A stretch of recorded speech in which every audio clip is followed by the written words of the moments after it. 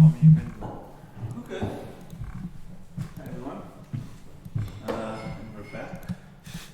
So it's slightly late, I guess. We'll see how it goes.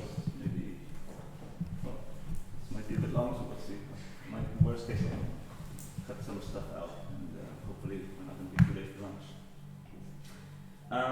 Yeah, so this lecture, you see, is about feedback and vertical interactions. And, well, basically, you saw this photo already, it's very nice. And so communities, like you see here, are quite diverse. We see all kinds of nice shapes and colors. People really like it.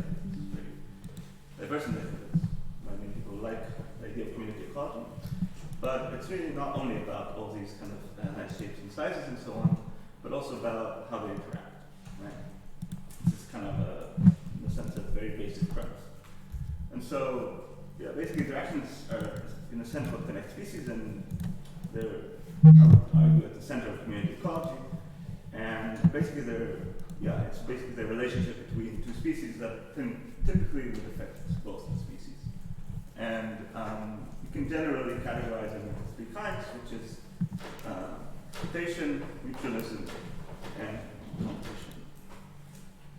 So getting into that slightly and quickly, exploitation is generally a positive, negative interaction. Typically, it's between species that are quite distinct, that have different roles or function, if you will.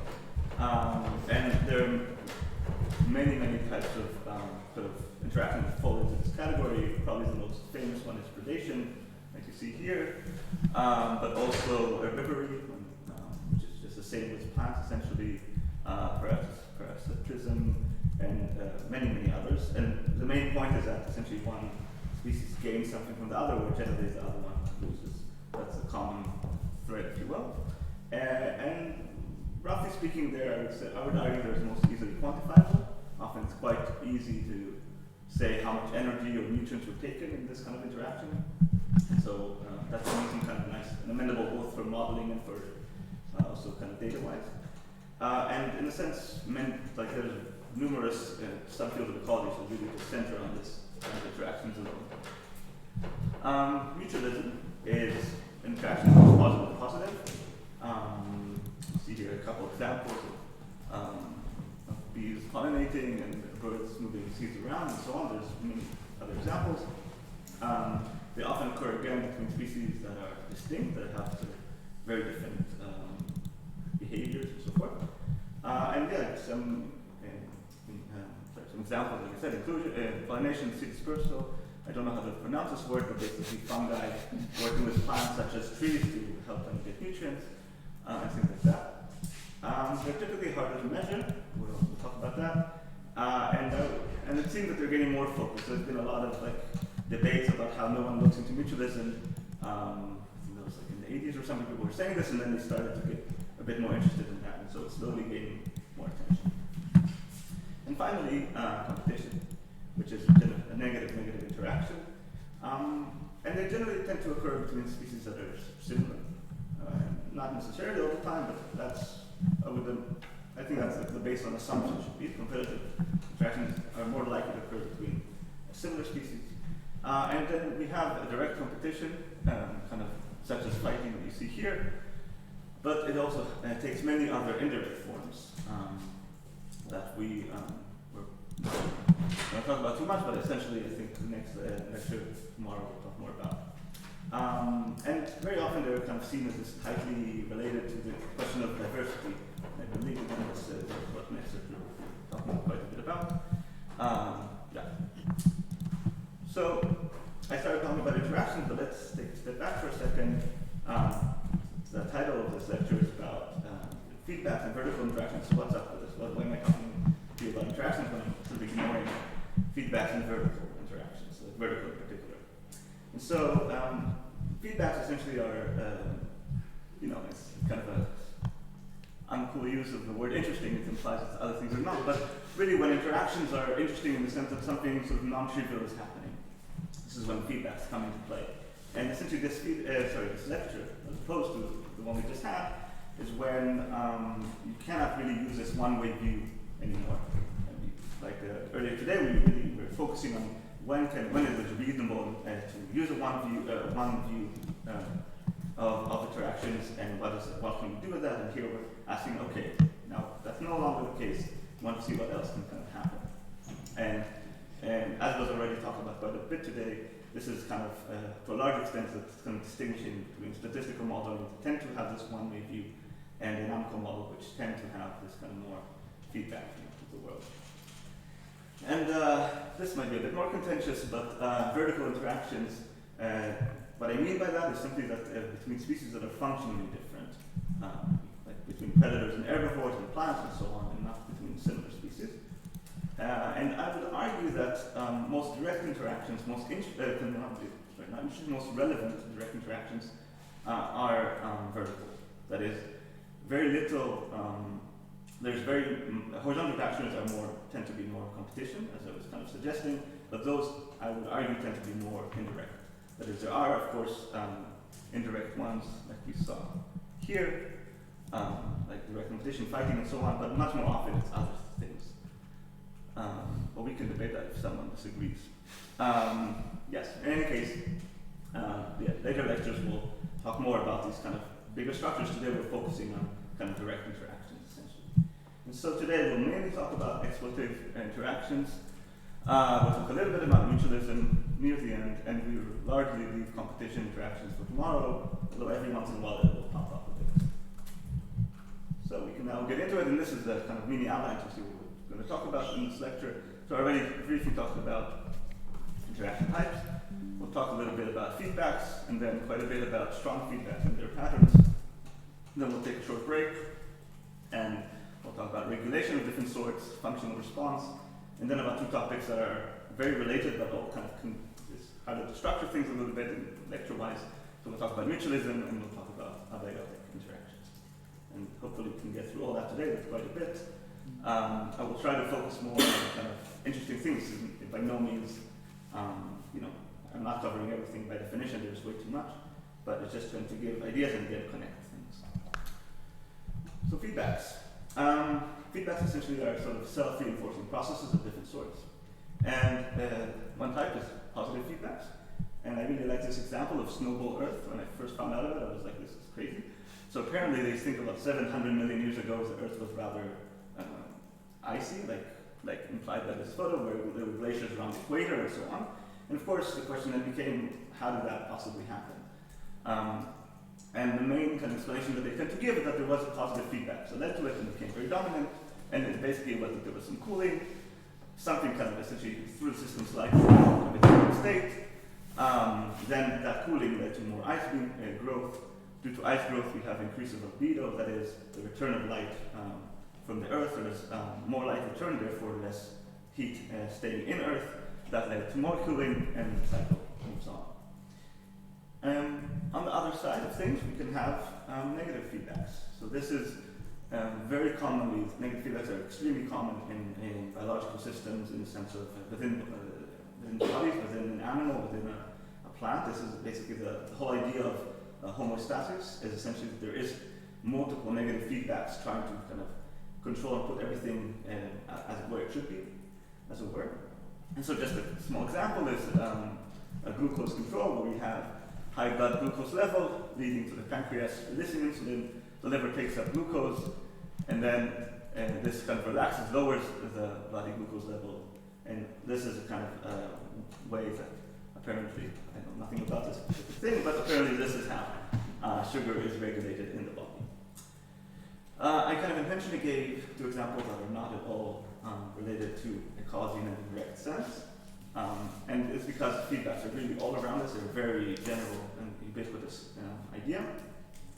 And of course, we're talking more about feedbacks that are more related to what we are typically thinking about in ecology, but I really want to focus this idea that there's rather a lot of generality in the sense of feedbacks, and we can try to connect different things with this notion.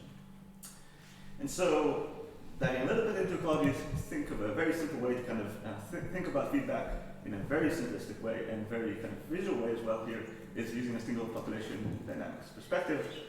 I suppose you might be acquainted with this equation in some form. This is just a logistic growth equation. And if we plot this, the sort of per capita growth rate on the y-axis as a function of x, then because of n being here, we have a negative relationship, and we can call it like this. That's very straightforward. But this is basically negative feedback in its very simple form. And the idea is that as the population grows closer, gets higher and higher, closer to the carrying capacity, it slows down at the same time. And this is what essentially causes that sort of negative feedback. And to contrast that, think of there's various models showing what's called alley effects. That is when at low population things are not quite like that. And essentially that is when low population we have positive feedback. And you can see this here as a part of the trend in here and here. There's two typical kinds of weak alley effect, where the growth is always positive, but it just the slope is different, and a strong one when you can also have negative growth. The main difference is here, what will happen is essentially initially you will accelerate as you grow, but here and then after the hump you slow down. And here, from here you will accelerate and slow down, but in here you will accelerate in the other direction towards death.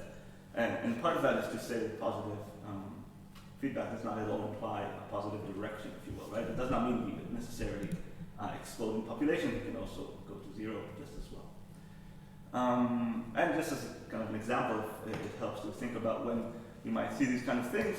So in harsh environments, for instance, drylands, it can often be the case that plants might help each other a little bit when they're in low populations, when there's, if you will, enough resources to go around, but there's harsh environments that they can help each other with. But if they're at higher density, they start competing. And this kind of is one explanation for why we get these kind of alley effects, and in general, why we might switch between positive and negative feedbacks. So with that in mind, so what the last slide, you determine K from the graph or from the equation. K is, I'm assuming K, sorry?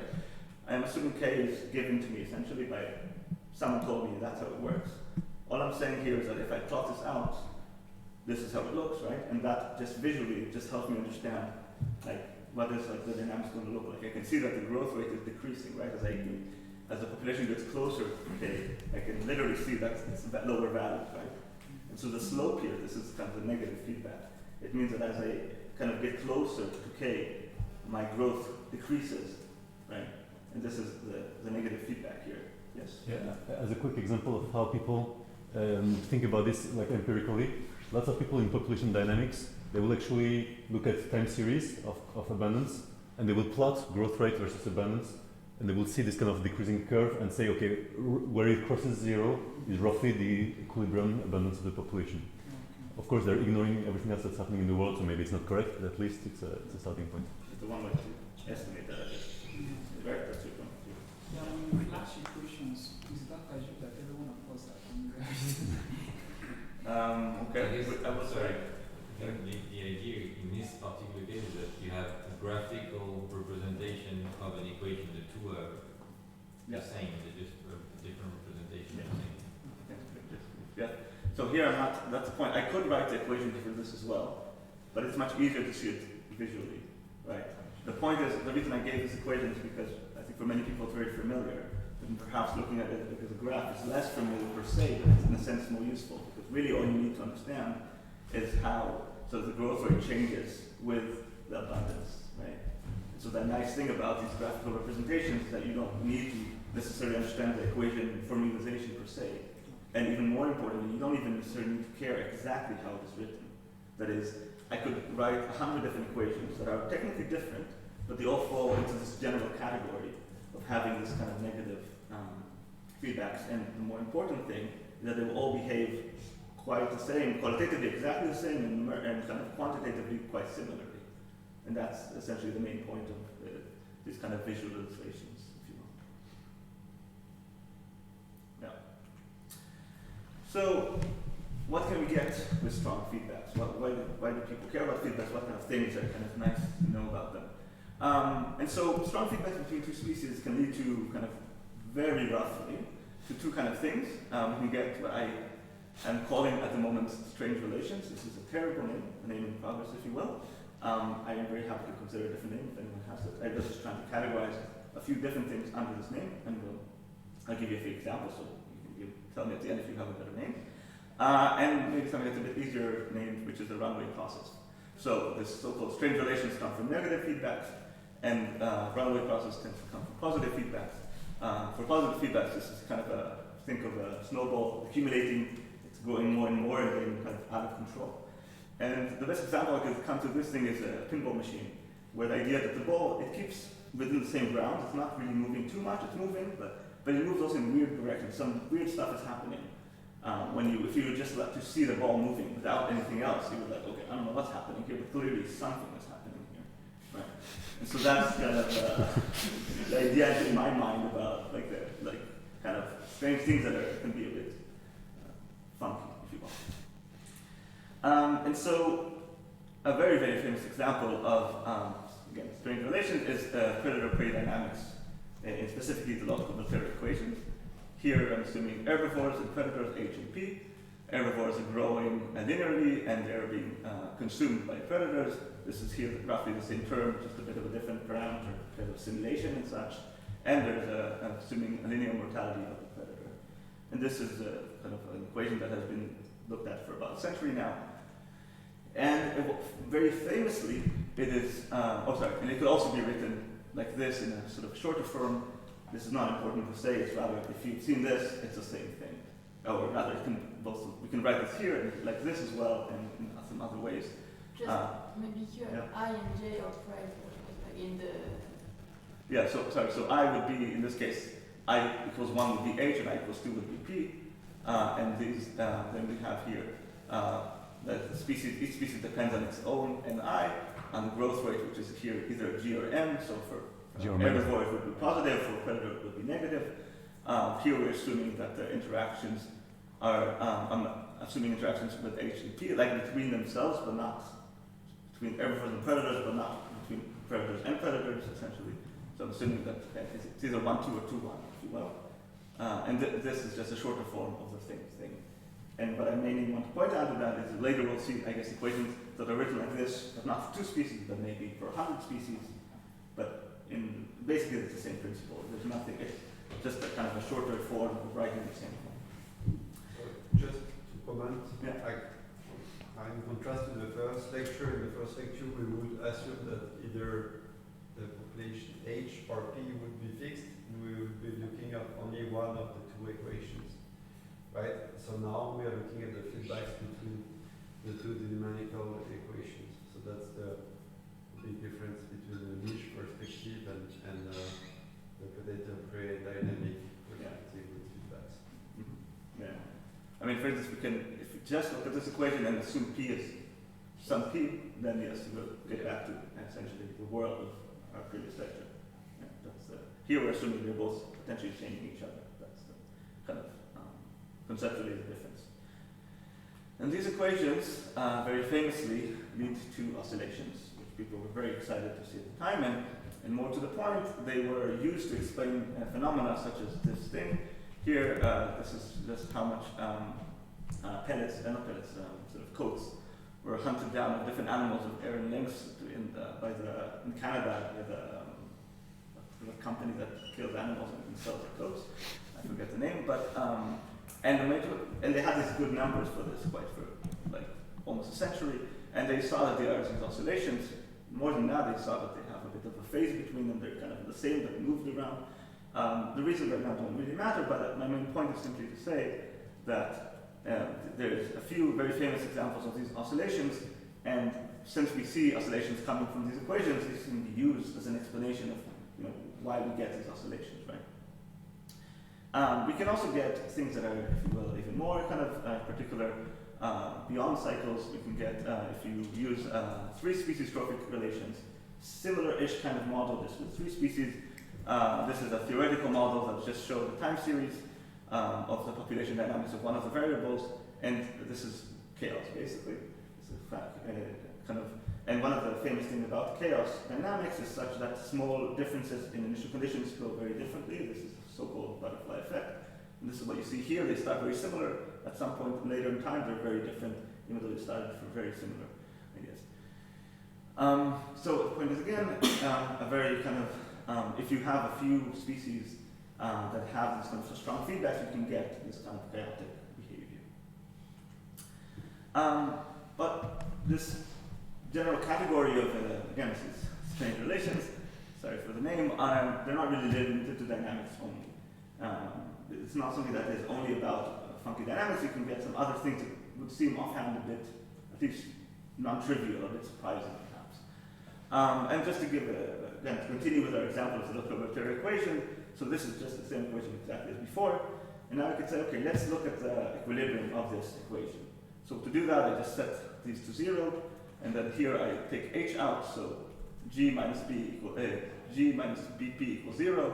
Here I do the same thing with taking p out, so minus m plus c h equals 0, and I just rearrange that to get these solutions. In a sense, the math doesn't matter, I just want to focus on what this means. Okay? Now, what does this tell me? It tells me that the abundance of P, the predator, is determined by the relationship between G and B. What's a bit weird about this is that G is in the equation of H. That is, G is simply the growth term of the herbivores, of the prey. And somehow, for some unclear reason, this is determining not the abundance of the herbivores, not the abundance of the prey, but the abundance of the predator. And that seems quite surprising intuitively speaking. Like, why would this possibly be the case? You would expect that the properties of the species would determine its own abundance, not the other way around. And this is the same thing here, just the opposite direction. And of course, this is possibly the simplest way to get this kind of thing, but you can get it in many other models, depending a bit on context. Yes, and so I would just sort of quickly note, I'm not going to get into this, but for those who are familiar with the paradox of enrichment, which we'll be talking about apparently in lecture 5, I took no part in preparing lecture 5, so I'm just assuming, but it's a similar-ish idea. There, very kind of quickly, the idea is that you give nutrients to your resource, and instead of like getting the resource to be so-called happier, to be in a better state, you're actually improving the consumer. So the general intuition is quite a similar one. And all of these things essentially come from the fact that there is this strong feedback that are creating this unintuitive situations. On the other hand, we can talk about, this was sort of more focusing on negative feedback, and positive, strong feedback can also lead to similarly exotic behavior. So this is a bit of a slightly more complicated one. I will try to give you the intuition without necessarily getting into the full details because it's a bit more complicated. But the main point is that if we have kind of a particular situation with sort of runaway dynamics, with a slow negative feedback, this will lead to so-called excitable behavior. And I'm intentionally not showing you the equations. The equations, again, don't matter too much. But we have two variables here, u and v, and they have these functions. One thing to note is this epsilon here. Essentially, epsilon is small, and what this tells me is that v is a slower variable. So there's two things. One is reacting more slowly. Think maybe trees and herbivores. And here we're assuming that there's a slower variable, but it's not so slow that we can ignore it as before, but rather it just means that the time scale is a bit different and that can cause some interesting things. And if we plot this in a phase space plot, u and v, this is a bit unintuitive perhaps, but we're just looking at the different abundances of u and v. We can do two things. We can do in dashed line, we can still show where basically the note lines of each equation, that is, where each equation will be set to 0, this line and this line. And we can also see when they meet is exactly the equilibrium, so the equilibrium is here. And this is a stable equilibrium. In general, if you perturb the system a little bit, it will go back to equilibrium, all is well. However, since the note line is here, goes through here, that means that if I push it a bit beyond, a bit more, this is past the saddle node, what it's called, for those who are familiar. But the point is that it pushes it to go and do a very long route around in phase space. In time, this will look a bit different. It will go like this. Again, I realize this might, I don't know how many of you can follow this logic, but the main point of this is the following. We have a system here where if I push it a bit too much, it starts going crazy. It starts going, exploding in space, and this is, this part explodes. This is what you see here. And then some other process is coming in and regulating it, yeah? But the first part is a positive feedback where it just goes crazy. And this can lead to some sort of rather funky dynamics, but again, it's kind of associated with these positive feedbacks. And to relate it back to something real, I don't know if you're familiar with the algae blooms. This is situations where all of a sudden a single species of a phytoplankton sort of explodes in population, this can lead to so-called red tides and makes really nice photos. And it's not well understood, but one of the explanations that this is kind of excitable behavior, this explosion passes a certain threshold of this kind of basically here a negative feedback that leads to negative interactions leading to positive feedback. This is the runaway process, and this is what you see here in time. These red points are the sort of the biomass levels of these kind of specific species of phytoplankton. And the main point I want to point out is that this is not quite cycles. There's definitely kind of something cyclical here. It's more because it tends to happen in the same season of the year, but it doesn't always happen. And definitely, you can get these kind of very particular behaviors because of these positive feedback. What's going on in the other? These things? Yeah. I mean, I would have just given this if I had it. It's not very. I mean, this is two other parameters: salinity and nitrate levels, which honestly, I really would have shown you just this if I had it alone. I just don't. Yeah, I guess the point maybe of those other two is to show that there's nothing very exceptional happening in the environment. Yeah. I mean, I don't know if I could have it. I don't know if the resolution here is sufficient to show that, but I would assume yes. The idea is that things are changing, but it's not as if the red things are completely following. As Matthew says, is other things. It's kind of more some pushed beyond this certain threshold, and it just goes crazy, And of course, at some point it happens down, but nonetheless, there's kind of a runaway process. A different sort of a runaway process is perhaps more common and more kind of well-known is invasions. And so basically the idea is that we're talking about competition in competitive communities. As invaders grow, they will often kill competitors, and because of this release of competition, they will kind of grow really fast and so on. And so it can be explained by going back to this view of logistic growth that I showed you here. By having this kind of a situation where you kill competitors, essentially what you do is that you're pushing down, the competitors initially are pushing you down quite a bit. So this, when you're very low abundance, your growth rate is much lower than you would expect if you were alone. But as you start growing, you're killing them off, and then you have this release pressure. So all of that means that if you see the red line here instead of the blue line, it looks rather more like the weak alley effect example. And the point is that within this region of the first part of the invasion, you have a positive feedback. And essentially here, the runaway process is the one where you will just kind of explode in populations. And kill everybody. Right? And kill everyone. I mean, yes, I guess so. And we'll talk a bit more about invasions in lecture 4 and 9. This is just to give this kind of examples of different things that can happen, so one of them is invasions. And finally, to be a bit more out there, I just felt it would be nice to kind of give some other connections. This is not particularly, it's a bit different, that we're talking about evolution. This is not the focus of this whole school really, but nonetheless, some thoughts here. So I don't know if you're familiar with the Great Queen hypothesis, which is kind of a very nice concept. That it comes from the fact that in Alice in Wonderland, they say that the Great Queen had to run faster and faster in order to keep up where she is. And in more practical terms, what they're referring to is this idea that if you have a species, a host, and a pathogen, you have this sort of arms race between them. And so the host might start develop immunity to the pathogen, and the pathogen will have a new trick, a new sort of mutation. All of a sudden, it gets a bit better, and they keep running and running, but they're really about in the same situation overall.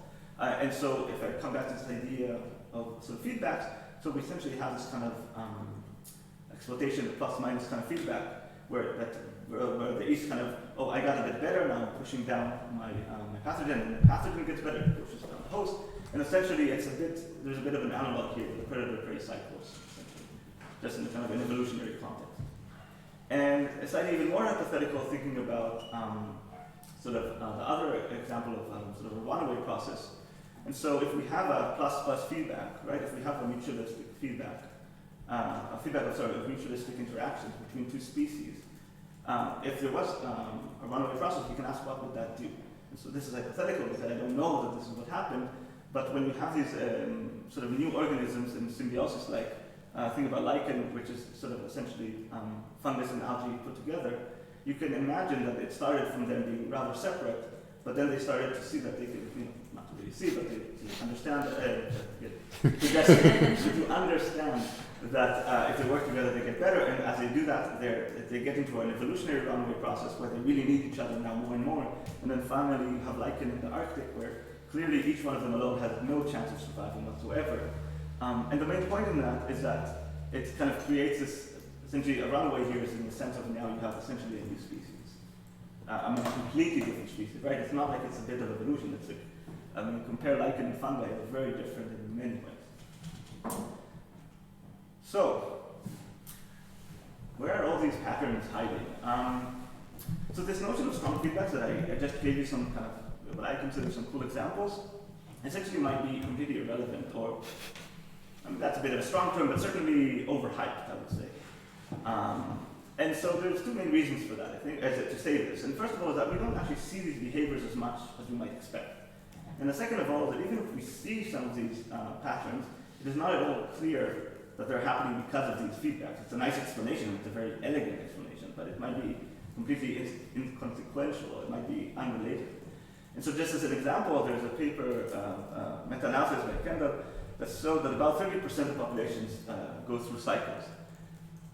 Looking through this paper, I would imagine this is a way overestimation for various reasons I could get into, but even if that's the case, what is happening with the other 70% of populations? Why are they not having these cycles that are so famous?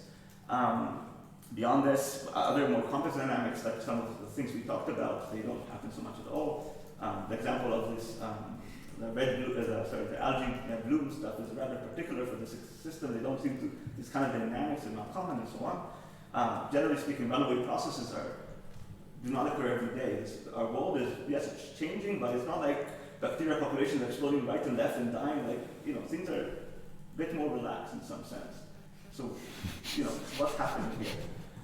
And so the simple answer is essentially that not everything is exotic because most interactions are somewhat controlled and therefore quote unquote boring. I don't really mean boring to be sure, I think this actually makes things a lot more interesting. But what I mean is that we often, especially people I think like myself who came from like more mathy background, we're like, wow, I can get this simple model to give me this really nice pattern, that's amazing. And in that sense, other stuff sounds boring, but so-called boring would actually probably be a lot more relevant to understand most of these systems. And the reason for this is actually, it's sort of multiple reasons that are kind of one, and we'll get to that after the break. Let's do it. Just so we can Suspense.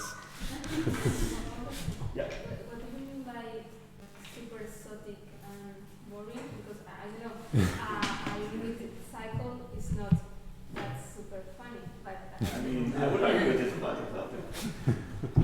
And I don't know, I don't think, if you follow populations in the field, how many often do you see these very nice, regular, I mean, look at this example that's very famous for good reason, because it's so nice. There's cycles, every time there's cycles, I mean, yes, there's some slight heterogeneity, but they're quite regular. Even you see the phase shift as you kind of expect it typically, where I think it's the predator lagging behind the prey, if I recall. This is very pretty, I would argue. I think there's very few examples that are this pretty, even if there's other examples of cycle. seasonal plants? Sorry? Seasonal plants all do that. Seasonal plants, well, we'll get to that. But no, but even then they're probably not going to have this and not this lagging behind like these two species that are tightly interacting.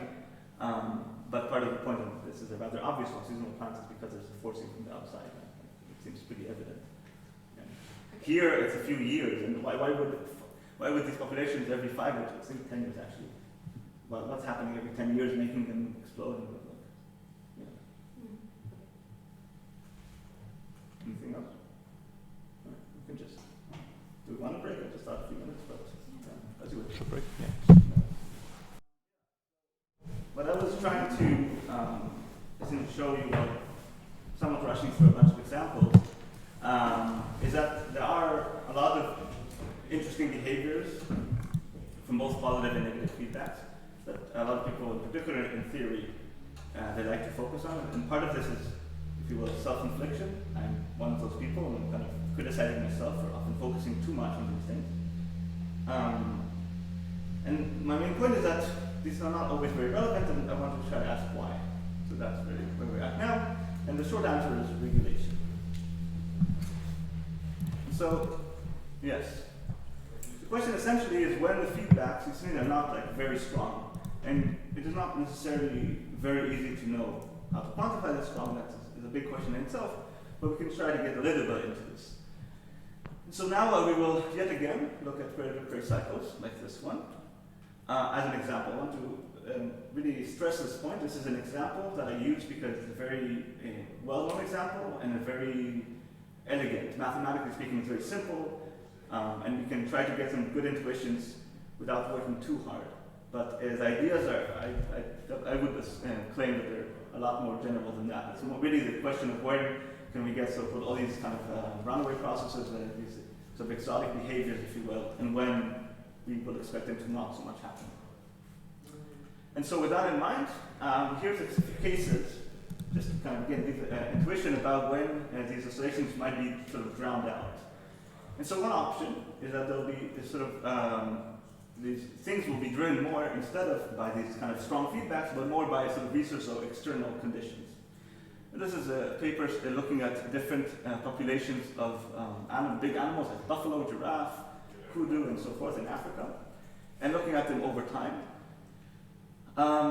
And the lines are showing the rainfall pattern, and the points of data are the amount of population of these animals. And there's two things you can kind of visually see quite easily. One of them is that for many of these populations, there's really very little something that looks like oscillations. In some of them, a bit more, like here perhaps, for instance. But even here, we can roughly see that it tends to correspond quite well with precipitation data, essentially. And so, essentially, what all of this kind of tends to suggest is that in this case, perhaps, and in many other cases, yes, there are feedbacks with these animals with the lions, perhaps, and so forth, but there's the sort of outside the temperature, the rain, everything, it tends to much more strongly impact what is happening. And roughly speaking, in this kind of examples, we go back essentially into the previous lecture territory. And as a side note, we can also view a lot of things. The most evident one is human effect, as it's kind of a deus ex machina effect. What I mean by that, well, why do we have some weird thing happening? Well, maybe just people came in and have done it, right? Why do? Because someone decided that this year they're shooting deer and this next year they're not shooting deer. That would be also an explanation. And it doesn't have to be humans alone, but it's just an extreme case of that. Just kind of, again, when we're talking about external conditions, we don't necessarily mean only kind of rainfall. It can be various things. So that's one sort of category, if you will. Another one is that maybe the community, this large community out around, is really affecting things much more strongly than the sort of feedback between our two species. This is an experiment done by, where they looked at a few kind of prey and predator, essentially in the colors.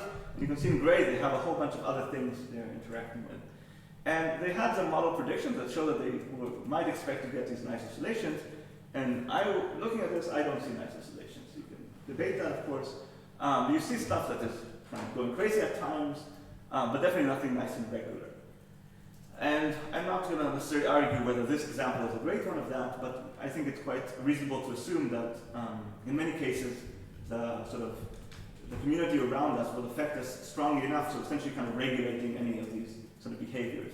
And we will talk about this in later lectures, in particular in lecture 6 and 7.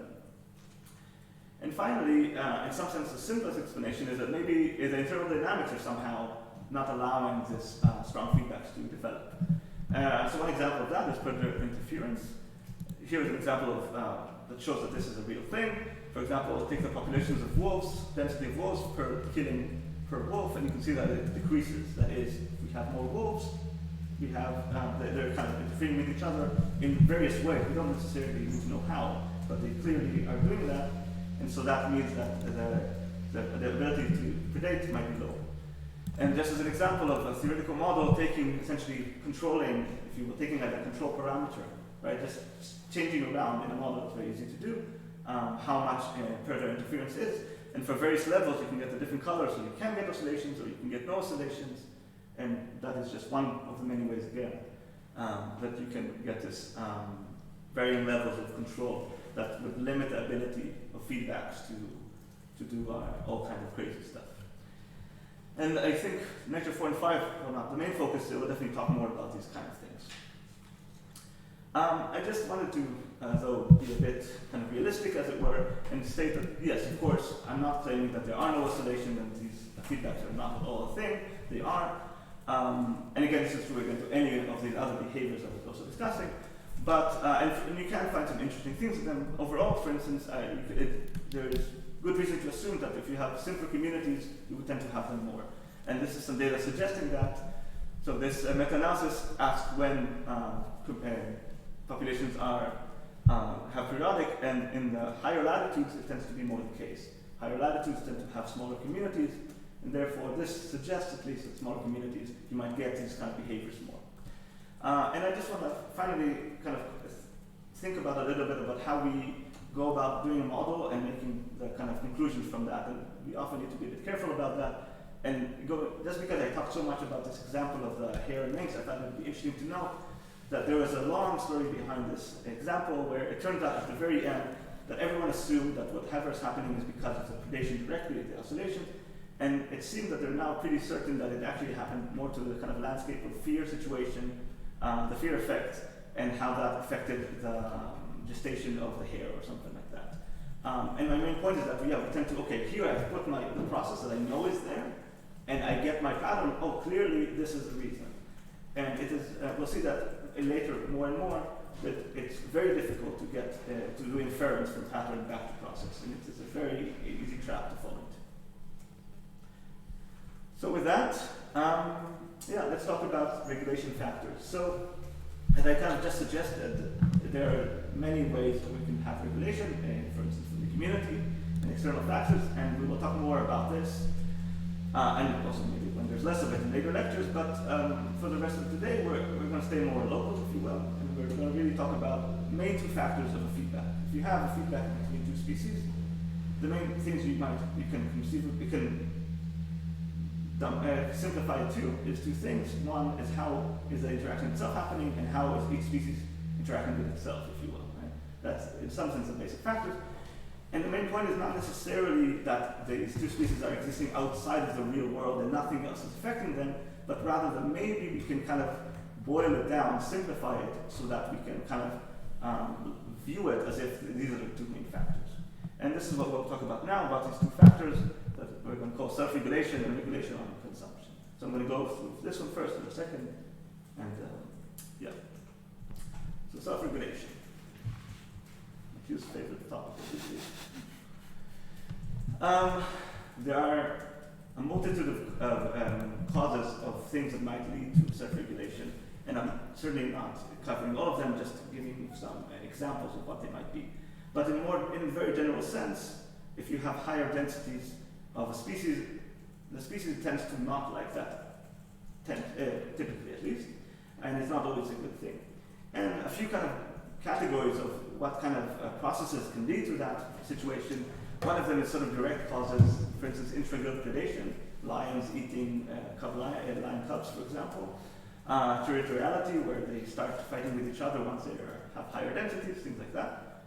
We can have, there's very many cases of indirect effect via so-called fast variables. What I mean by that is that when there's another interaction with a third thing, but that one is so fast that we can at least mathematically kind of ignore it, not ignore it, but rather kind of pull it into our, to how we understand the process. And for instance, consider pathogens. I mean, pathogens tend to spread around and move much quicker than the host they are in, at least in many examples. And so, in effect, what we can say is that effectively, when we have higher densities of, say, lions, they're more susceptible to having pathogens and diseases. Other examples include like that, a resource competition, where again, if the resource is much quicker, self-toxicity, where species of plants just kind of essentially poison the area around them and stuff like that. Yes, I don't get why intragroup predation is a direct self-regulation. I mean, it is a species literally directly killing part of its own population, right? That would say this would be cannibalism, no? I mean, I guess it's intragroup predation to my, okay, maybe I'm using a question of terms. Yeah, I guess cannibalism. It's a question, yeah, you can also, if you look at all of a group of predators, entirely, not just lions, but everyone, Yeah, then, you know, okay. it's just a question of scale, I suppose. Yeah. Yeah, sorry. In my mind, I tend to more think of the categories as bigger ones. But yeah. And the third category is sort of growth limitation. There's, again, many kinds of like that. Self-thinning is a pretty common phenomenon in trees, where tree species tend to have a harder time in many forests to be around, where other, like to have smaller trees of the same type tend to have a hard time starting off around their sort of mother tree, if you will. Social inhibition of breeding, which is apparently quite common in many mammals, which can essentially limit growth. Competition for light, if you now consider all the plants as one unit, that essentially the competition of light effectively can be viewed as self-regulation. This is one of the reasons why as you create higher populations, it's a bit like a resource, if you will, right? Except it's not a resource in the sense that there's no dynamics, it's just a one-way thing. But it's the same idea. Effectively, anything that is like a carrying capacity is often essentially self-regulation. Again, there's a lot of them, and you can vary some of them, and it is often context dependent. That is, whether integral predation is self-regulation depends if you're asking about all of the predators or just the lions, for instance, right? That's part of the point. But that's behavior in trees with density. I mean, is there more cannibalism if you're more abundant, or like they would eat as much as you I think overall, yes. Just because you encounter more by chance. No. I mean, it doesn't necessarily mean that, right? It's not as if, oh, there's this thing, obviously it's becoming self-regulation. Again, it can be context dependent, right? I don't know of any clear way to say, oh, this is always self-regulation, this is always not. I mean, I think that's, at least at this moment, very hard to say. No. And so, what is the effect of self-regulation? So, we can model self-regulation in many ways, but perhaps the simplest and most elegant way is just to have a kind of a quadratic form of density-dependent mortality, which is a long way of saying that we're having a kind of n squared minus n squared in the kind of equation. This is essentially similar to what we have in logistic growth. It's the same thing over and over again. So here I have the same equation as before, if you recall this ni equation. So here, this term is a growth term, which for each species it has this Ri, which is its linear growth term, or mortality term, it depends. Here we have our interactions between different species, between predator and prey, and here we have in our self-regulation term where AII would definitely be negative, of course, and it's because it's Ni times AI times Ni, that is Ni twice squared, this is a quadratic term, right? So it's a negative effect. And this is done by many models. Often it's a bit implicit, and often they don't even think about it as self-regulation per se. The choice of parameterization is also funky. Often people just say, oh, I'm going to put -1 and be done with it. Also, it's not always clear what their processes they're assuming are creating these kind of things. And there's some papers that came to mind that are not super clear on this, and quite famous papers, mind you, are these, but of course, again, there's many others. And so, okay, let's do this. Let's take the self-regulation and let's add it to a simple model of the term and see what happens. And so the simple thing is this is the simulation I did. I took prey and predator with the equation I just showed you. The parameters do not matter too much overall. And basically once I put the self-regulation, here I put it for prey, and here I put it for predator. Overall the effect is rather similar. You see it kind of dampens down the oscillations and we go into sort of an equilibrium. If we have stronger self-regulation, you can see it literally, it's a stronger effect, which is rather intuitive. But overall, the effect is that it kind of tends to break the cycles.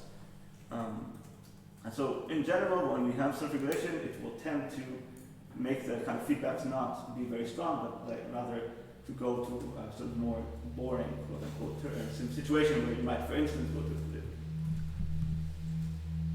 Good? On the other hand, the second side of this is what can generally be talked about. Functional response is a general term, more or less, for how do we write the part of the equation that relates to the interaction between species. I guess you're mostly acquainted with this idea. And so, I guess the most famous one is started by Holling in 1959, and he suggested 3 types of functional response, and from that time on, all we ever talked about, like you hear type 1, type 2, type 3, and no one ever explained anything else, but that's enough apparently. And again, we can just plot them out. Again, the functions themselves, as a way you write the equation doesn't matter as much necessarily, but just kind of plotting them out. We can have the linear one, which is the black line. We can have a saturating function in blue, and we can have sort of more sigmoid function here in red. This is the type 1, type 2, and type 3. You can also write them down. This is just how you write them down properly, in one way of writing them down. You can get into this, but it's not super exciting. It's just a technicality, really. But anyway, type 1 is not completely nonsensical. It can often be relevant, for instance, if you're thinking around equilibrium, perhaps, or maybe when there's the densities are very low, so it doesn't really, like all these kind of interactions don't matter so much. But otherwise, it tends to be less relevant overall. Yeah, I'm not going to go into this time. This is not. Yeah, I think I'm going to skip this. This is just a short explanation of how we. One way of like getting back this type 2. Like, how do we get to this specific term? There's kind of ways to do that. I think I'm going to skip this for time. It's not, I think, very interesting. Someone told me to do it. Anyway, on the other hand, we can have the other side of that, if you will. It's predator interference that I mentioned already earlier. So again, here's some kind of data showing that if we have higher predator density, they tend to have a harder time to things. So that you can, again, you can kind of see the functional response, saturating function already here. Yes, Jeff? Sorry, maybe you'll mention that, the functional response is on prey density, and this is not necessarily stabilizing. Basically, that's how you get. I will talk about it. Okay. For now, I'm just describing what it is, and then I'm going to talk about its effects. Okay. Yeah, and so for instance, there was one way to do that with a power law, which has the very cool name of a parameter, which is quest constant. I think that's certainly the best parameter name I've ever heard of. There's some other, sort of maybe more famous one is using, again, a kind of type 2 response that is a saturating function in a very similar sense. And you can, of course, combine the two of them, right? You can have an equation where you have an effect both x here, x being the density of prey, and then z being the density of predator. You can have functions that are sort of dependent on both. And so as Jeff kind of suggested, well, okay, but that doesn't mean necessarily that this will be self-regulating, and that's completely correct. So here we look at what these things do. So here I have the Hunting type 1. This is essentially just a local equation as is. But here I have the type 2 response, here I have the type 3 response, and I have predator interference also in a type 2 response, if you will. Yeah. But so here and here, this is what happens when we're affected by the density of prey, and here we're affected by predator. And the main point is that in these two examples, it is regulating it down, right? So we have this kind of effectively self-regulating effect. And here, not so much. Here it's kind of the opposite, actually. And I should note that type 2 is perhaps one of the more common ones to use. So what is happening here? What's going on? Why is this doing like that? Yeah. So honestly, when I was trying to make sense of this initially, I was like, this is a bit confusing. But the way I kind of, for myself, explain it is, well, if we make use of a power law, and power laws are very nice because they're elegant, essentially. So let's assume now that the amount of prey I'm going to find is dependent both on x to the power of some parameter and z to the power of some parameter. So x is prey, z is a predator, and I'm assuming there's a power. Now, if m and n equals 1, this is simply a Roth-Robert error. If m or n larger than 1, then we have kind of a super linear, that is something that accelerates, if you will. And if we have m and n smaller than 1, then we have a saturated function. Right? And what I can see here is that I can get everything, roughly speaking. That is, I can get two situations that I have sort of less regulation, right? This kind of cycles are kind of growing, and two situations where I have more regulation. And essentially what I'm saying is that if m is smaller than 1 or n is larger than 1, then I get this kind of non-regulating situation and vice versa. And the question is, how do I make sense of this? It's actually, in my mind, it's slightly confusing, but once you get it, it's quite it's nice. Basically, the effect of this interaction on prey is a negative effect, right? That seems pretty clear. Prey are suffering from being predated. That's kind of obvious. And so, if you limit this term, right, it decreases regulation, right? Because then the prey can go a bit more crazy. And if you, so this is what's happening, I do believe that this is here, right? If you more doing a saturation of that, like in a type 2 response that Jeff was alluding to, then you get these kind of exploding things. And on the other hand, if you do something else, if you increase it, if you will, then you get a regulating effect. And vice versa. For the predator, the predation is a positive thing, kind of obviously again, right? And so that means that limiting this ability is going to be increasing regulation. And this is what you see here, right? If I make it, if I make a kind of a saturation of how much predation I have, depending on the amount of predators, then I have a regulating effect. And again, vice versa. If I have sort of a super linear term, I get less regulation. So, What's Y? sorry? What is Y? Y is just essentially the amount of prey being eaten per capita. It's just the same way, if you will. I mean, I was supposed to talk a bit this morning, and I skipped this, of course. But yeah, it's the same thing here, right? Y is the prey being consumed, and various.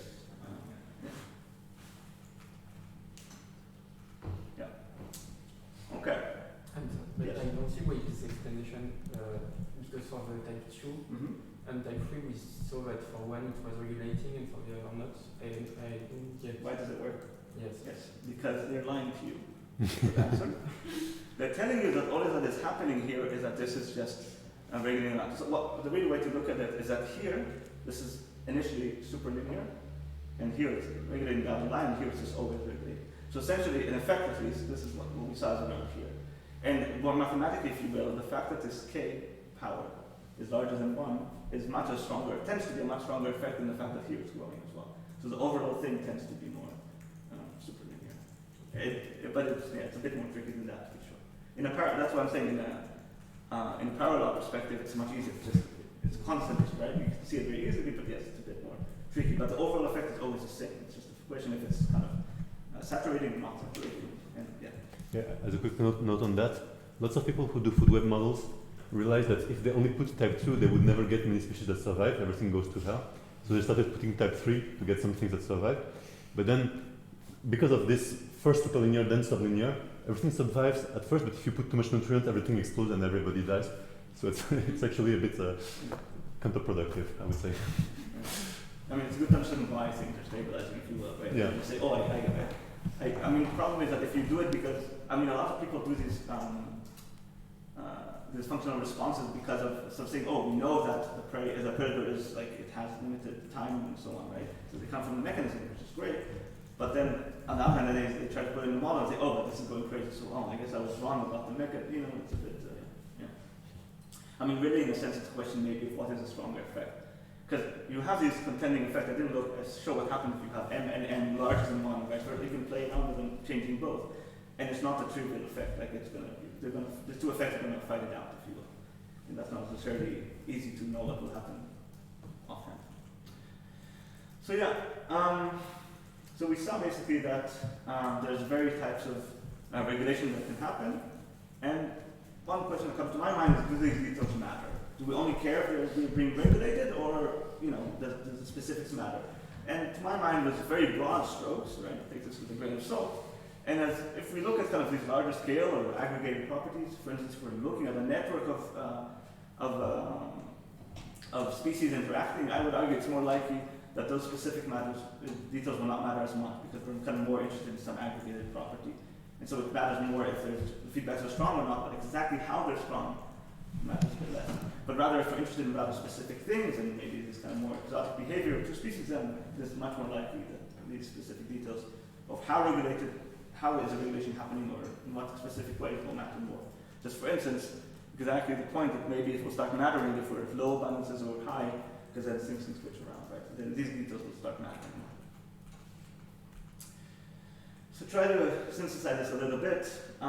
So if you consider two species interaction alone, really we can kind of claim that we only have 4 options overall, which are written here. So we have self-control, where each one controls itself. This is, if you will, again, the most boring effect. This is not really boring, but it's the most kind of controlled way. Each one is on its own, and this is roughly corresponds to the previous lecture, where things were there was not really an interesting feedback, if you will. you can get a resource control or consumer control where one of them is self-regulating and the other is not, and so one of them essentially is controlling it.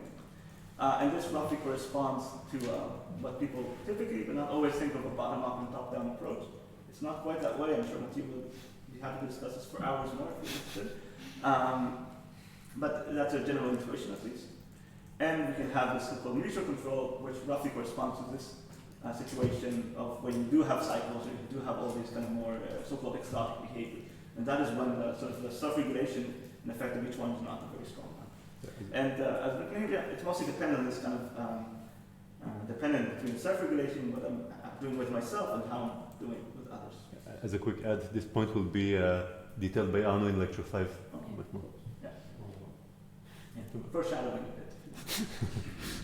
So, some takeaways. Yeah. And so, again, we focus on predator-prey cycles, but I hope I can convince you that just intuitively that these ideas are a bit more general than that. And just local motoric cycles are such a nice, simple example that it's just very convenient to show it with this idea, but the intuitions are larger than that. Yeah, both positive and negative feedbacks can lead to so-called exotic behavior when they are sufficiently not regulated, but yeah, and this low, if you will, this low regulation requires several things to happen all at once. Because I've kind of shown you, hopefully you believe me, that if the prey is regulated strong enough, then no cycles. If the predator is regulated strong enough, no cycles. If some of the interactions between them are effectively regulating, no cycles. So essentially, to have cycles, it means that all of these things separately are not very strong. So it's it requires this combination of effects. And kind of ironically, this is exactly when the details start to matter. Because exactly when we have no regulations and the specific exotic behaviors become more interesting. And for instance, invasions are not the same as cycles, and they're not the same as enriching paradox. They're, so that we have this kind of tension of sorts. But yeah, more often than not, regulation is I think, quite strong, and the specific regulation mechanism will not matter too much overall for the overall picture. And if you're asking me, why are you saying that regulation is strong? Well, one very easy and stupid argument is essentially the anthropic principle. Again, the world is not the madness around us, therefore, obviously, there is some regulation going on. It's contentious, I suppose, but I do think it actually holds more than you might think. Because otherwise we'll see explosions going left and right. It'd be a pretty scary world to be in. And beyond all that, I think that the lingering challenge is to quantify this kind of regulation effect and how it changes. Maybe some systems are more regulated than others, and I don't think we know at all how to do that. So, we talked a lot about this. Yes, Omar? Yeah, a question about the superlinear fixer response. Yeah. So, if it's superlinear on the prey density and you have an attack rate close to 1, it means that the predator is like preying more prey than prey availability, right? So it's a bit. So you're saying, well, first of all, I mean, from my perspective, it's just a mathematical question there. Are you asking me whether that can really happen or not?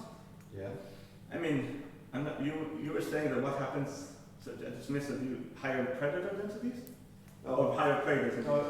If the attack rate is close to 1, then you have this power that is higher than 1. Then but a power of what? A power of the prey or power on the prey? On the prey. On the prey, yeah. Then you can get that the predator is like getting more prey than there is in the environment. That would be true only in a simulation you might end up with something like that. But in principle, like if you do it discrete time, but in principle, in a differential equation, you can never get more than when there is. Like it will be really. But I do agree that if you try to do some of the, I mean, this is not quite your question, but it's slightly related. If you try to put some of these parallel relationships into a model and try to run it, you might often find some weird stuff happening. Which is maybe one of the reasons people don't like to use them so much, and I accept that. But on the other hand, just if you try to just understand the basic intuitions, I think they're just very nice for that, because they really show you exactly what is happening and not some kind of things are less hidden behind the screen. Sorry. Yeah, in some cases, when pregnancy increases, the quantity consumed reduces. Yeah. Like in vigorous species. No, I think in effect you'll find all examples. I'm not arguing that. In a sense, I'm not arguing anything. I don't know if maybe there is a meta-analysis of But I'm not arguing that this particular type of response is more common than others. I do not claim to know anything about that. And even the more basic question of whether overall there's a strong relation, I could not find any proper basis to this. Again, I'm sadly left with the anthropic principle of saying, well, the world is not madness, I guess it's regulated. And I mean, which is a bit of a... It is madness. I mean, we can Could talk be about worse. that. It would be much more madness. I mean, if you take these principles, just to give it in principle, I mean, bacteria within a week would just take over the world if there wasn't regulation. You know? It's like the level, if you just follow some basic math and stuff, it'll be madness and it's hard to even imagine. You know, and so it isn't, I think, a valid argument. It's not a very good one in the sense of it doesn't really allow me to quantify anything. And I think it would be quite nice if people tried to kind of figure out really what is prevalent in what way and so on. So I'm not today trying to, I'm just trying to claim that I think there is reasonable reason to believe that overall the world tends to be more, that most of these kind of feedbacks tend to be, you know, regulated reasonably so. Like that these strong feedbacks exist, but they're not extremely common. If you're asking me now, why is that? Is it more because of, you know, we're talking about the functional response of this type or not? Sadly, I really don't know. And I have a feeling that no one does. Which is nice and English challenges. That's fine. A bit of a switch of sorts. So mutualism is a bit similar in the sense that it's a vertical interaction between two very different species, and you can often talk again about these feedbacks. They tend to be, again, now it will be kind of more positive feedbacks, but otherwise there's a lot of similarities. But yeah, in effect, it always is almost a different world. People who study mutualism can be quite different than people who study trophic interaction. So there's a, you know, this feels a bit of a strange kind of digression. I try to just have some interesting thing to say here that will still make sense.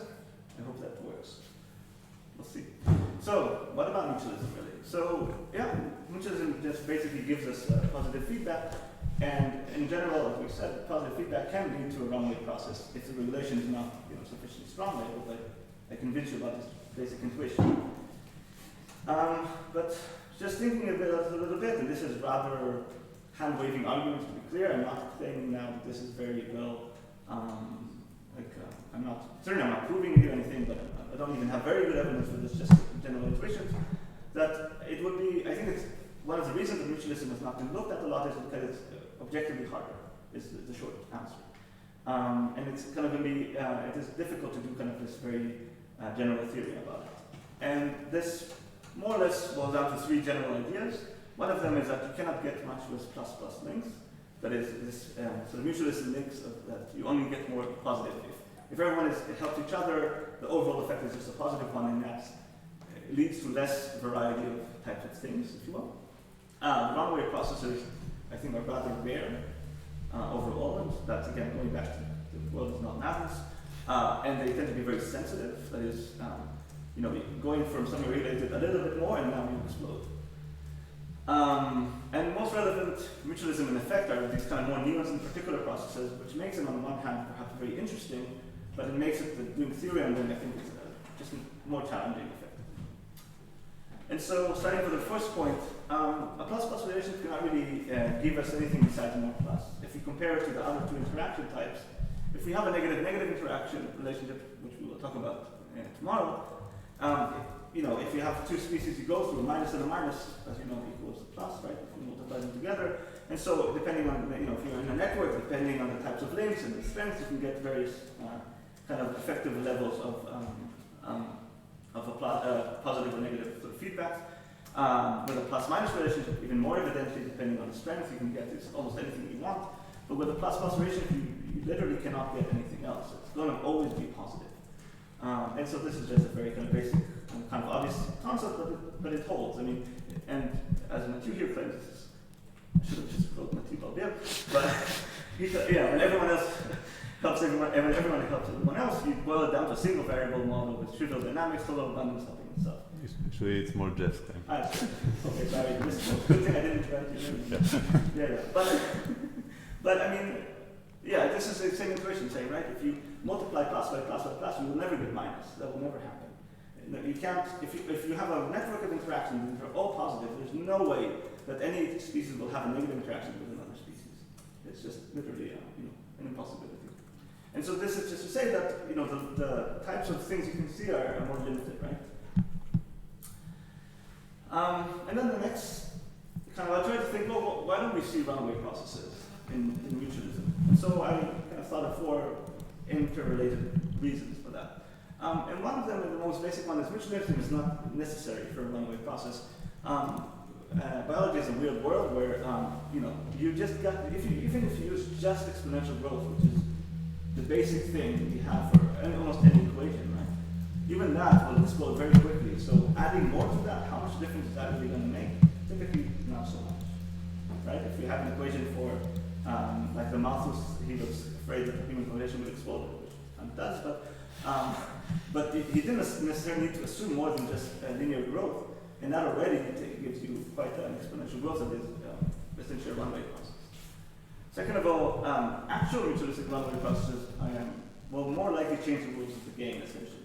And so this is a kind of example of humans and technology. So you see here, this is the kind of, the rate is sort of accelerating, if you will. This is in a log scale, the y-axis, and it's actually accelerating. And you can contend, but this is, I would argue, because of technology, agriculture, all these different things that humans are doing.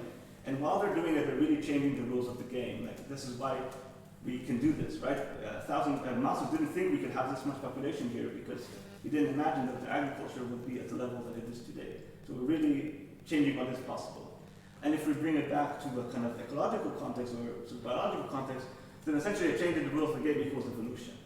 And so essentially what I'm saying is that runaway processes would tend to kind of, I think, in sort of a mutualistic runaway process will tend to relate more to evolutionary processes. And this brings me back to my previous kind of idea about the lichens, the idea that you might end up with essentially new species. Right? So the point is, if you ask yourself, well, what would a runaway process in an evolutionary context look like? To a large extent, I would argue that you would end up with new organisms, which is very funky, but it's not the same as getting these more sort of complex interactions between different organisms within a community. Rather, you just get different organisms. Third of all, I think this is a bit contentious, but there's a big argument for a while about the idea that there's whether the ecosystem is a superorganism or not, right? Where the different things are really functions like the liver and the lung and things like that really are tied to each other and they need each other, or they're just a bunch of species that are kind of interacting and doing all kinds of stuff. And essentially the fact that this is a debate, that it's not completely obvious that there is these superorganisms, this is also essentially implying that these mutualistic, like runaway processes are not very common. Because again, we would assume then that everything would act as these kind of superorganisms.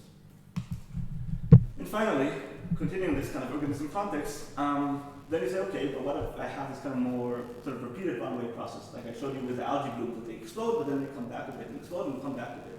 So that is indeed more relevant, and you can imagine that. But then essentially this tells us that what we're really interested in is not so much the explosion part as the regulating part, to a large extent. And so again, it's not kind of a proper runaway process in that sense. So basically overall, I would argue we might never ever see a mutualistic runaway process. For reasons, it's not evident that it's going to do anything really and already develop. Essentially, before you get proper mutualistic, you will already explode way before. It doesn't kind of matter. It tends to be out of the context of community ecology. It tends to go to evolution, so it's not a runaway process in the community ecology context. I guess it's rare in the sense that the fact that we don't see obvious superorganisms around us implies that it's not a big thing, and it is in any case likely to be strongly regulated, and therefore again not kind of a classic runaway process. So the thing is, I just took a whole bunch of time to convince you that we don't have runaway processes, but if I use many types of models, this is exactly what I get. I take any simple model, I put some mutualism in it, and I tend to just get explosions. And this is seen here as this modeling work, which basically I have a parameter here that is just, you have a community, this is a model of a lot of different species interacting, and you have mu, this is kind of the average effect between species, and the main point is that as we go left, we have more cooperation, more mutualism. And as you see, if you go more left, you just tend to go to unbounded growth. This is a simple example, not simple, this is a specific example. More you can try to take a look over there, put some positive interaction, see what happens, you'll get explosions. And so that seems to be a bit of a contention, right? We don't seem to see runaway processes of mutualistic interactions, and there's kind of good reason to not imagine that they do, but the models tend to suggest that they should be all over the place. What is happening? And I think the main answer is that mutualism in effect tends to be more about less limitation, so much as really kind of extra growth. Just to give two examples, so here we have fungi helping trees. The fungi are essentially helping trees gain nutrients. In that sense, they're making the trees less nutrient limited. They're allowing them to grow a bit more. But this is kind of a minimal, not a minimal thing, it's very important for them, but it's not going to allow the trees to just explode, right? Similarly, if you have seed dispersal, you have now less dispersal limitation. And again, it's not going to just now go everywhere. It's just going to make it a bit less limited. And that is, I think, more typically what mutualism does. And that is, I think, rather an explanation of why it's tricky to model it, and also why you don't get a lot of these runaway processes, for instance, and so on. And so the thing is that mutualism with less limitation inherently means that the feedback is kind of dominated by regulation, right? And this implies that there's essentially two kind of main points of interest. That is, if we want to ask ourselves as people trying to do theory, what should we be looking for when we're looking at mutualism? Then there's, I think, two main things. One is the potentially generic relationship with regulation. As I said before, we can expect that strongly regulated things will tend to be rather similar. So hopefully that can give us something useful from a theoretical perspective, something rather general. And on the other hand, talking about specific mechanisms and their numeric differences. So just to give an example, if I try to model this distinguished mutualism and this distinguished mutualism, the processes, the limitation in itself are quite different. And so therefore it's very likely that if I try to kind of find out what the kind of model can tell me, it will be very different. And so it goes back to this idea of the fact that there are specific mechanisms that are now less limited implies that I'm not going to be able to give you a very generic theory, but rather it's going to be related to some physical process or something like this. And I guess I'll skip this time, but I found some quotes of people doing mutualism for, this is a big, I guess, some works on mutualism from recent times, and they suggest that this idea makes sense more or less. That is, that indeed we can either have this kind of generic and kind of regulation things or more specific particular things. And a final note, just to hammer it down even more, I think beyond everything else, and this is less about theory, it's more about kind of data, but it's hard to do theory without data to figure stuff out. I think it's actually quite difficult to measure mutualism. The thing is, it's not only that the interactions are kind of limited in their scope, right? That the fact that it's more less limitation than anything else. It's practically hard to measure them. Unlike trophic interactions, it's not too easy to quantify it. That is, the energy effect is not very easy.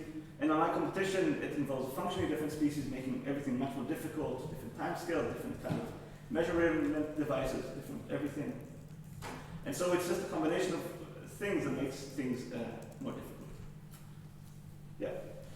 How am I doing? I think we're a bit of a shame, but I don't know if I have someone who started late.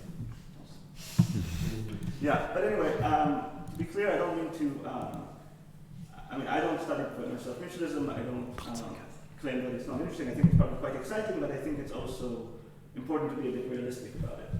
And while I would guess that there's a lot of very interesting things and useful things to do in mutualism in the sense of in field work and empirical work, I think we need to, if we're trying to do it from a theoretical perspective, we need to be a bit realistic about what appears to be quite large, but big challenges to do something useful with it. Yuval, I didn't understand the point you were making with the last two quotes.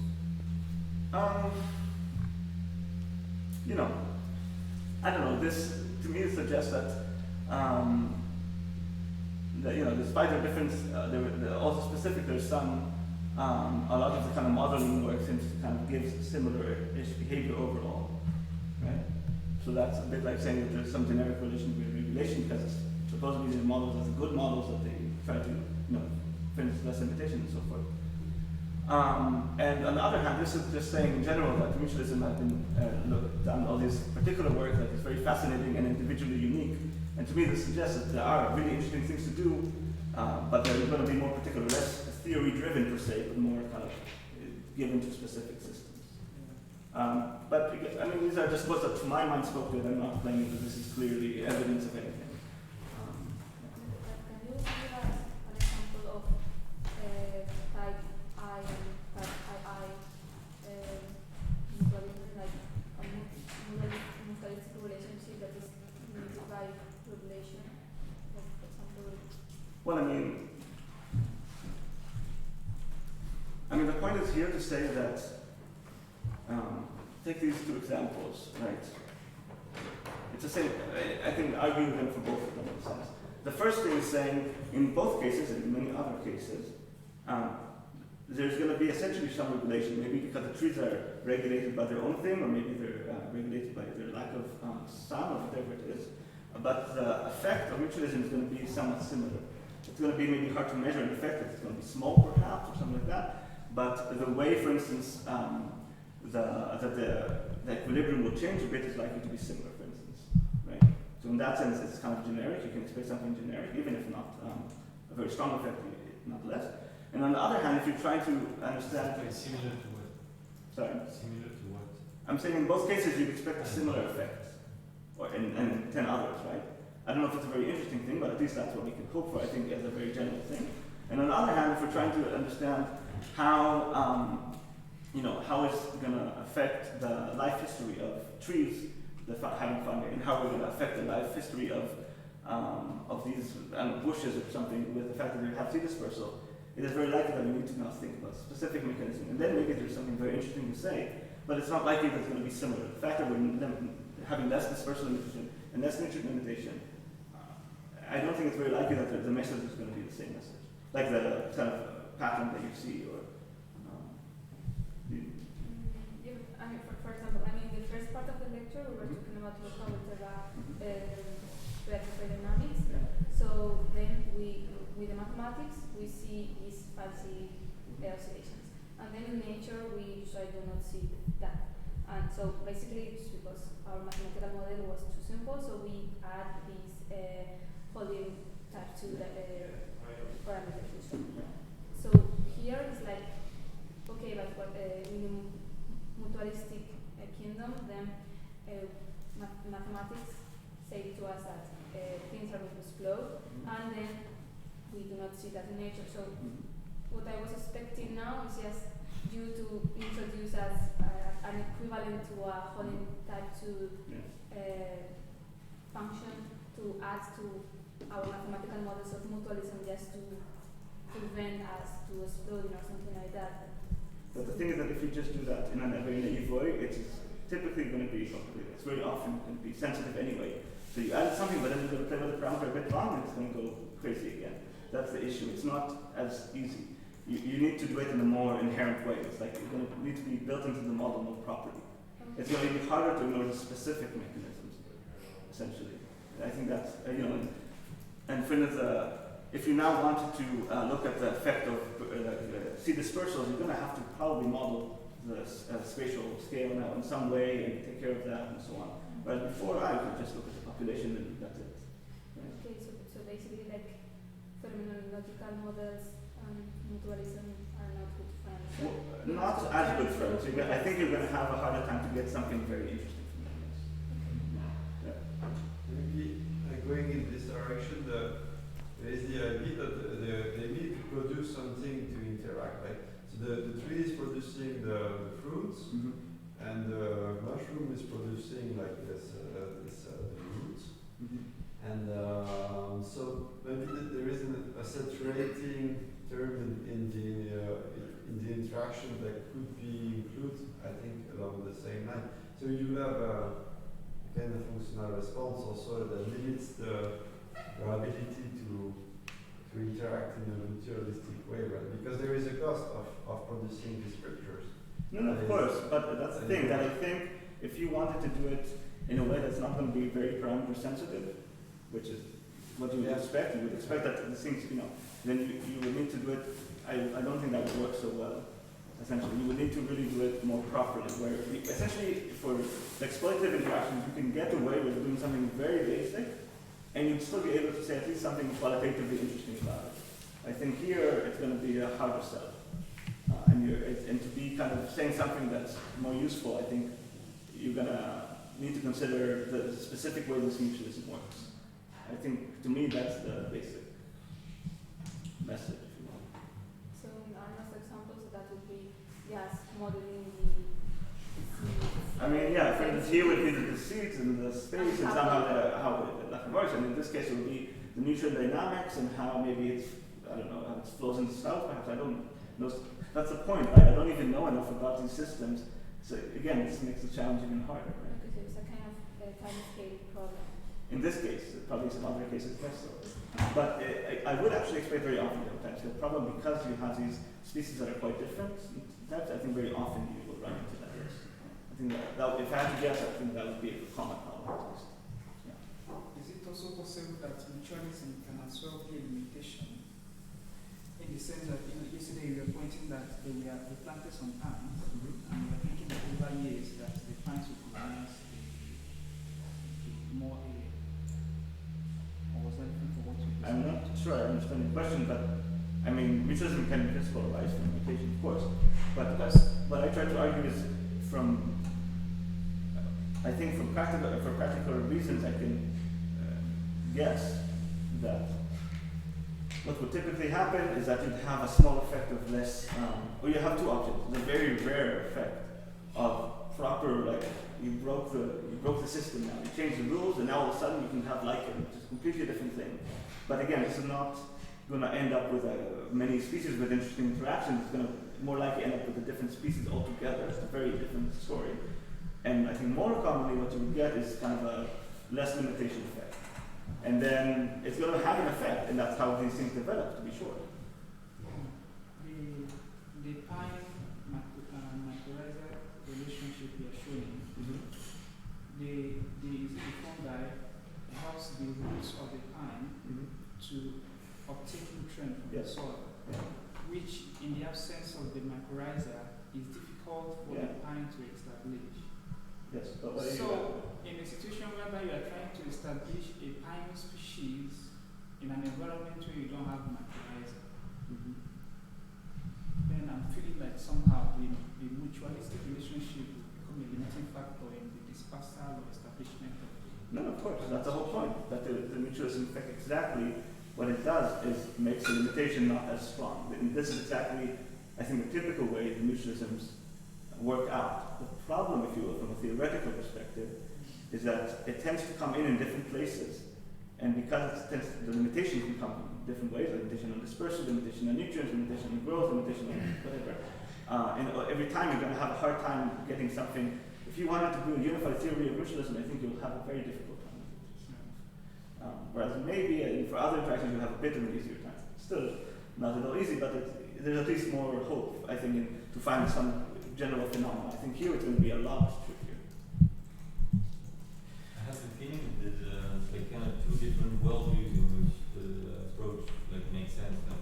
It looks like, from what you're describing, that mutualism is something that is interesting to consider when your baseline thought is that things are highly regulated to begin with. Like it's harsh environment, and there, you look at systems like go around the difficulties of the limitations, whereas in some other worldview you would think your baseline is more exponential growth, like things going quick and not being highly regulated. And in there, looking at mutualism is just feeding in what's already there. No, that's roughly correct. So we're already running slightly on time. I just do want to quickly talk about interactions because otherwise I don't know if we'll talk about it all in school, and I thought that still needed to be talked. I'm just going to go for some of this just to give some general hints to my mind.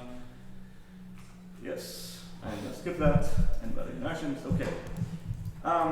Don't need to go through this whole thing, but as a very general premise, if you've heard about ecosystem engineers are species that change their environment in substantial ways, and typically they make the environments easier for them. And there's numerous examples.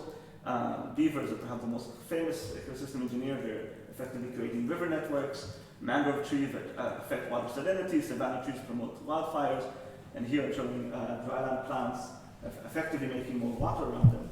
The main point is that this is that often it's changing the environment and also at the same time kind of promoting the growth of other species around them to some extent. And I just want to make it very clear that here the difference, we talked about abiotic interactions essentially in the previous lecture, but here again I'm thinking about the feedback situation, right? Where, and this is a classic thing where it's just where you think about ecosystem engineering, species that have a strong effect on their environment and therefore you can have an interesting feedback. And so, to me the basic question then to ask is, okay, are they different? Is there really, this is a discussion I had with Nuri at some point, is there really does it matter now if I'm thinking about one species and some abiotic thing like, say, water, or two species? Does it really, like from a mathematical perspective, from a modeling perspective, why do I even care? And so here again we have, let's look at the equation with some carrying capacity because that tends to give us more sort of nice things going on. And here's two models that I will not go into detail entirely, but this gives you some idea. So these are one model that looks at vegetation patterns in dryland, which makes a very nice pattern. This is roughly what I did in my PhD, so I kind of, why not bring it here? Not my model though. And this is NPZ model that is nutrients, plankton, and zooplankton that is used often in ocean modeling. And this is actually only part of it because I'm ignoring the third equation. But I really want to sort of focus on the interactions between the resource, the abiotic resource, and the consumer in these two examples. And so, with no further ado, here's the answer that I think seems to be the case, right? This is what I found at least. We can talk if there's other stuff. I think there's three main things to notice here that I color-coded for you guys. So, first of all, the inputs, abiotic things have inputs. They don't tend to have growth. That is, detritus does not grow by itself. You get it from dead material. Water doesn't make more water per se. It comes from the rain, it comes from different things. So that inherently means something else. Consumption terms overall tend to be similar. They can be quite varied and they can be different. But, you know, but we already saw that consumption terms can be quite different also within biotic interactions. And there's technically no self-regulation, and sometimes not even equivalent with mortality. Sometimes there's loss, not even always. And just to show this very explicitly with the colors, here's my model for vegetation patterns. Here in blue are my consumption terms. Here is an NPZ model. They're different terms, and as I said, you can have various interaction terms, consumption terms, but that's true also to my biotic interactions. So that's quite similar. But look at what happens, for instance, with inputs. Here we have an input that is just completely unrelated to W. And here again, we have inputs that are related for my other variables, but again, not dependent on my nutrient. And this is very typical. Like typically, the most obvious thing that in these models is that the growth curve, if you will, of these resources do not depend on the resource themselves. And the flip side of that is that you tend to not have self-regulation and sometimes no even mortality. There's literally not a term at all of loss of abiotic things here. And here there is, but it's a linear term, which is going to be mostly the case. Let's say most models of these types tend to have that, and to some extent for good reason. I will not claim that there's never so-called self-regulation that is non-linear terms, but it's more often the case, let's say. And so, you know, you have these differences. One can ask, okay, what's different now? So here's one suggestion of what things can be different. So we can go back to our four control possibilities that again, I'm going to talk about tomorrow. Yeah. And so we have the self-control, resource control, consumer control, and mutual control. It doesn't matter right now what they are exactly, because I don't know if you remember them, but the main point is that the first two are no longer relevant for the simple reason that we do not expect to have self-regulation on the resource. So we're kind of more limited by what we can expect to see. This is a bit of very much a hand-waving argument because things are different for other reasons, but some intuition does seem to hold that we will expect this to be different. And so maybe we can expect consumer control or mutual control. And again, mutual control is what we had the so-called funky stuff like cycles and so on. And when I thought about this, I thought this is kind of fun. Because, as I said in my PhD, I looked at vegetation patterns.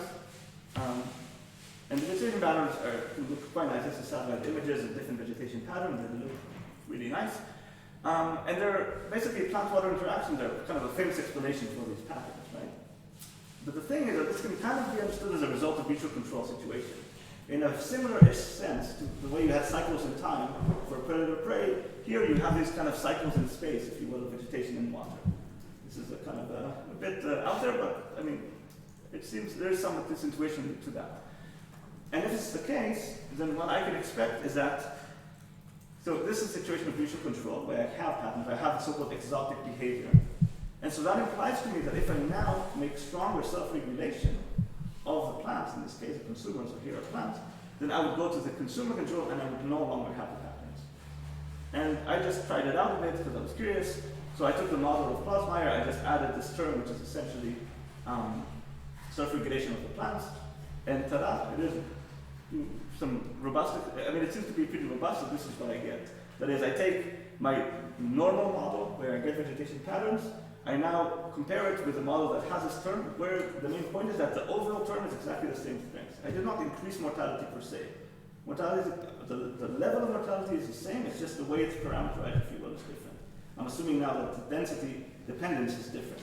And all of a sudden I tend to lose my vegetation patterns.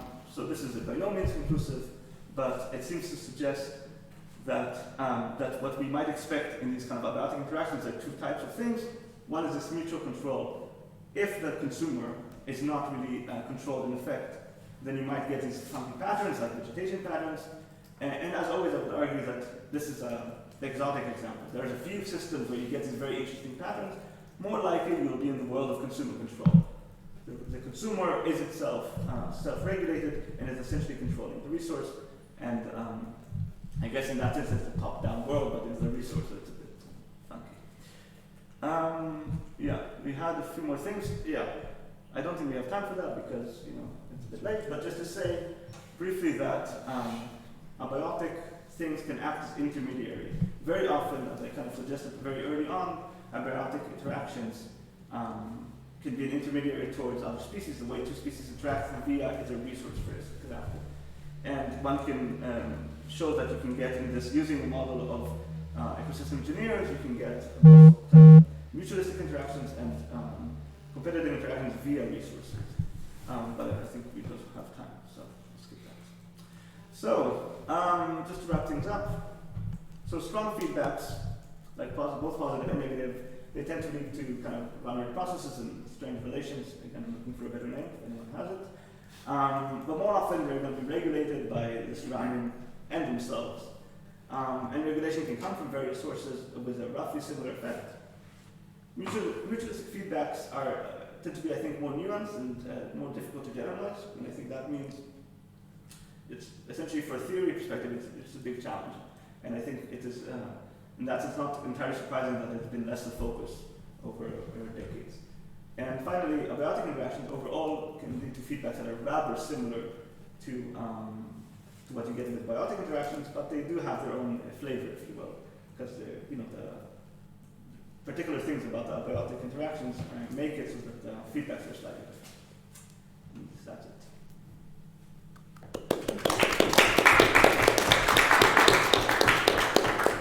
Sorry, it took so long, by the way. Is it okay if I send the PowerPoint to everyone? As it was very dense, is it okay if I send the PPT to everyone? Yeah. Thank you. So the PowerPoint, it's a bit more. I have a PDF version.